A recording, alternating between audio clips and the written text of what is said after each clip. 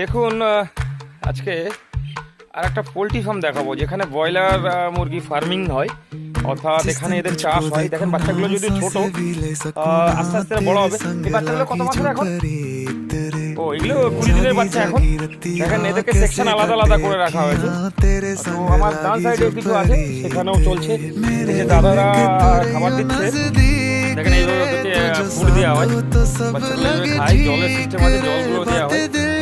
দেখেন কতটা এরিয়া নিয়ে।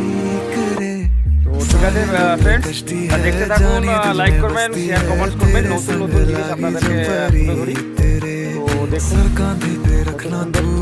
ফার্মিং হচ্ছে ব্রয়লার চিকেন। কিভাবে শীতের দিন এক জায়গায় হয়ে সব আছে, অনেকটা ডিস্টেন্স নিয়ে অনেক বড় ফার্ম। ওকে, দেখতে থাকুন। Thank you.